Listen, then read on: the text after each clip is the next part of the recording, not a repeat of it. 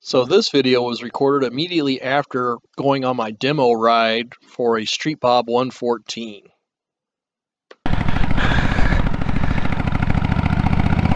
Well, I'm not going to mention the dealership's name. I mean, the salesperson was cool. They got a lot of cool people here. It's just collectively, it's one of these dealerships that's just way too difficult. I mean, I am serious about getting another bike here in the next few months, my wife permitting. I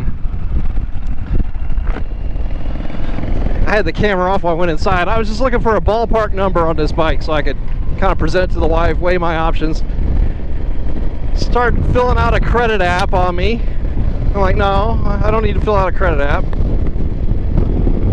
I just said I need a quick price.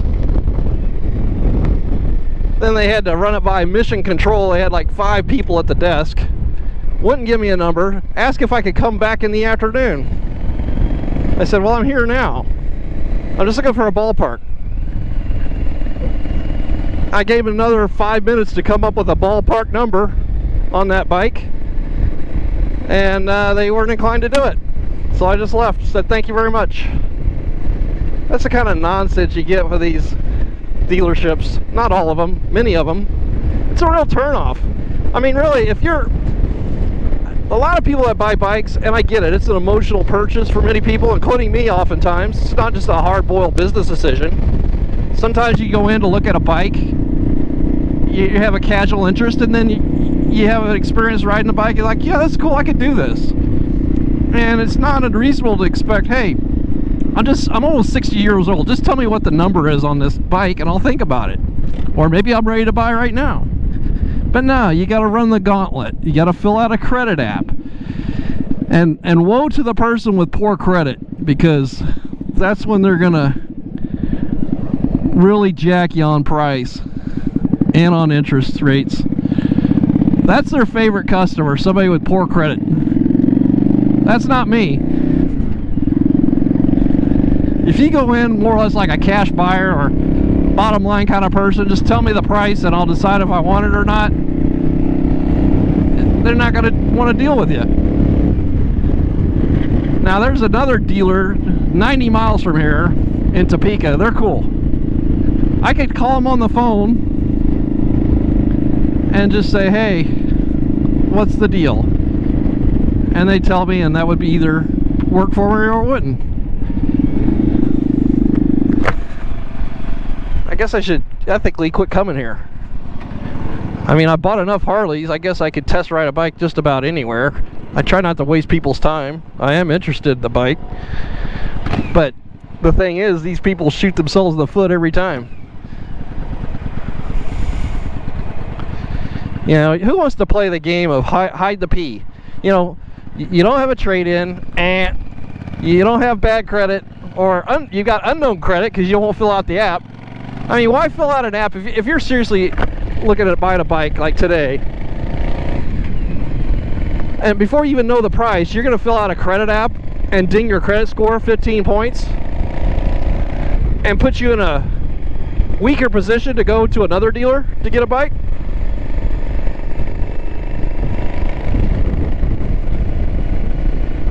I used to get angry at stuff like that. I don't now. It's just like, hey, I'm out.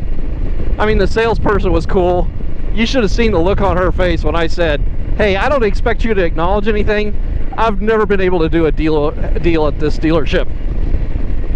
They try and jack you on price. They play all kinds of games. Again, I'm not expecting you to acknowledge anything. It's just been my experience. Talk about the old turd in the punch bowl situation.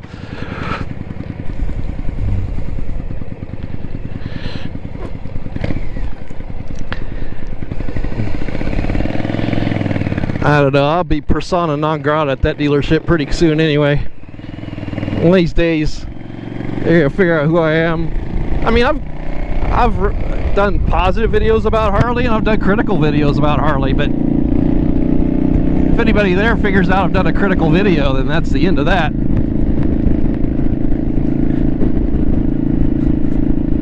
But getting back to the bike, that was a thrilling bike.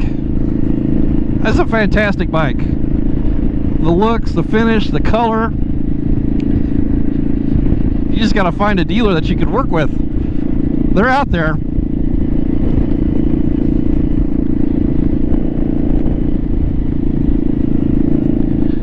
But the other kind's out there too.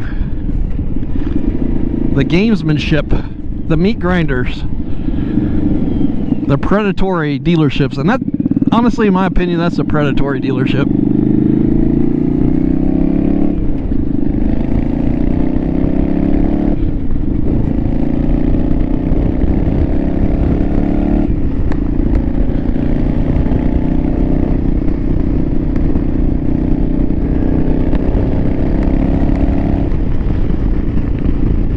Guess I'll have to enjoy my 39-year-old Yamaha Virago 750.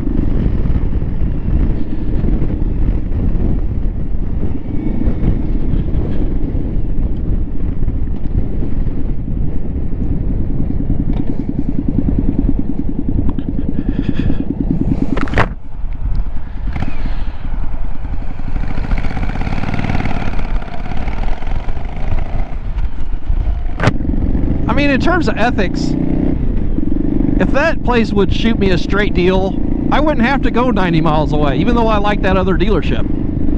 So really what I'm doing is I'm giving these guys a first shot at it. But I've been there so many times, I just know how they operate. It's just, why would I expect them to change their stripes at any given point in time? Because they're not. They're a high volume, high pressure, questionable tactic, in my opinion, type of dealership. And more power to them if that works for them. It's not the type of thing I'd recommend.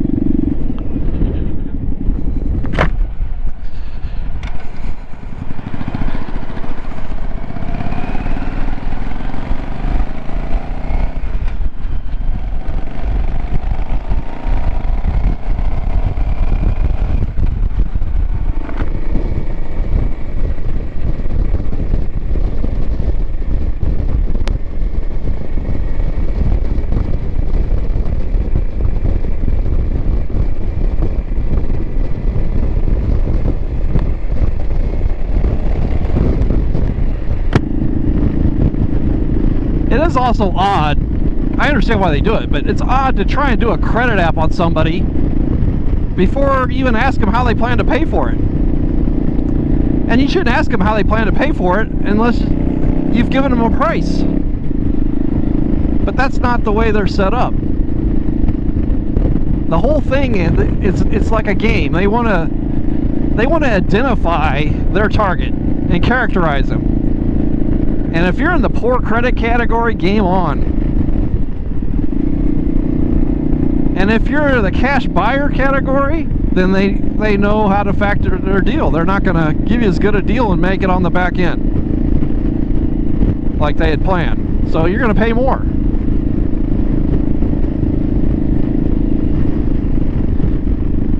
You know, there were no price tags on the bike in the showroom. They probably count on some people showing up to the dealership without having even looked at the website, the Harley website, to find out what the MSRP is. I'm sure there are people out there that go into a showroom, haven't done their homework, have no idea what MSRP is.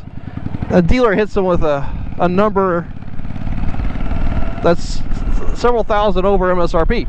I mean, the last time I was at that dealership was in February, and the roads were too salty to test ride a bike because of icy conditions and all that. And at least the salesman told me the number, that it was going to go for about $5,000 over MSRP. So here we are 2 months later, almost. I thought, okay, maybe they've got the early buyer out of the system and they've come down to earth on their sales price. But who knows, couldn't get a number. Well, I mean, I could have if I wanted to spend 3 hours there, fill out a credit app, play the 4-square game. I guess 3 squares since I didn't have a trade-in.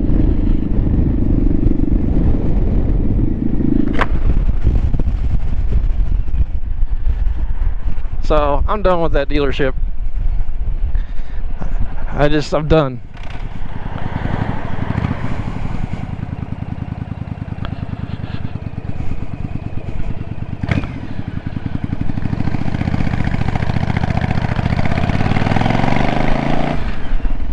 I've test ridden 3 bikes there in the last 3 years. The Street Glide Special that I ended up getting at the Topeka dealer instead of that dealer. Then I test rode a Livewire, which I thought for sure they were going to sell super cheap and weren't budging off the 30 grand MSRP. And now this bike.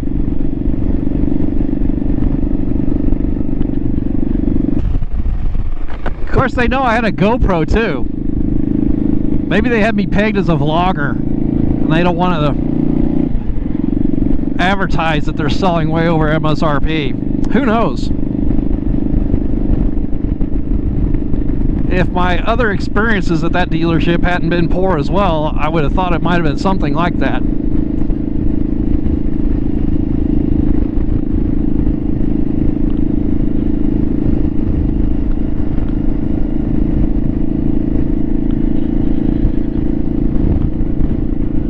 But what do you bet? I'm going to have a message on my phone asking when I could come back to the dealership to talk numbers.